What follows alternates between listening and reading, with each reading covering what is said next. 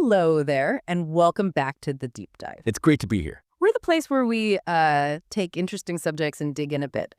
Today, think grand buildings, but maybe not quite what you expect initially. Like finding out a palace started life. Well, not as a palace. I'm Hari. And I'm Kimi. Hello, everyone. Yes, today we're diving into the really quite fascinating story of the Royal Palace of Amsterdam. We've got some descriptive text, and it goes with a photograph, which is always helpful. Right. Gives you a visual anchor. Exactly. And our mission, yours and ours, is to pull out the most interesting bits about this, well, iconic building. Okay, let's jump in. So first thing that stands out is this dual identity, right? It wasn't built for royals. Not at all. Yeah. When it first opened its doors way back in 1655, it was actually Amsterdam's town hall. Wow, 1655, a town hall. Can you imagine? It served that civic purpose for, well, over 150 years before any royalty moved in. That's quite a history before the royal part even begins. So who designed this massive town hall then? The main architect was Jacob van Kampen, and he designed it in the Dutch Baroque style. Dutch Baroque. Okay, what does that sort of look like in simple terms? Well, think imposing, definitely. Lots of symmetry, balanced forms, rich details, but not overly fussy, maybe. It really reflected the confidence and wealth of the Dutch Golden Age. Right, a statement piece for the city itself. Exactly. Yeah. But then things changed. Ah, here comes the twist. Yes, in 1806, that's when Louis Bonaparte, Napoleon's brother, became King of Holland. Okay. And he decided, perhaps rather boldly, to set up his royal court in Amsterdam. Not The Hague. No, Amsterdam. And he chose the town hall as his palace. So he just converted it Yeah. from city administration to royal residence. Pretty much. That's the moment its function completely shifted. It's a key part of its story and maybe a less commonly known fact for some. Definitely adds a layer. So, okay, it becomes a palace. But do the Dutch monarchs, live there now? Is it their main home?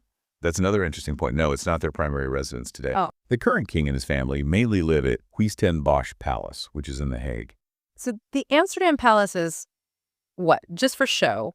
Not just for show, but primarily for official functions. Think state visits, very important receptions, like the big New Year's ones, official entertaining. Gotcha. So it's still very much a working royal building, just not the day-to-day home. Precisely. It retains that royal connection and significance for these major events. And the photo we mentioned earlier. Ah, yes. The description says it shows the palace as seen from Dam Square, taken back in 2016. So it gives you that classic, quite impressive viewpoint. Standing right there in the heart of the city, it makes you think, doesn't it? The sheer scale of it, even when it was just planned as a town hall in the 1600s. It really does. It speaks volumes about Amsterdam's ambition and status during the Golden Age.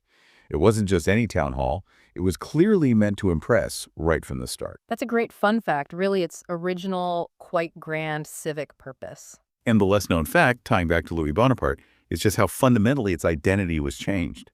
Not built for kings, but became a key royal site anyway. It's a fascinating evolution, a building that sort of lived multiple lives.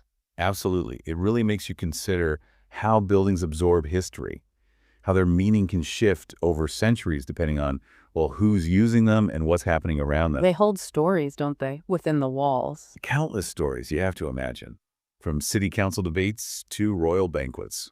So to wrap up for you, our listener, we've got this incredible building starting as a symbol of civic power, Amsterdam's town hall. Designed by Jacob van Kampen in that impressive Dutch Baroque style. Then transformed into a royal palace by Louis Bonaparte in the early 19th century. And today, while not the main royal home, it's still very active for major state and ceremonial events. It leaves you wondering, perhaps, about these grand historical buildings. How do they continue to fit into modern life, modern governance even?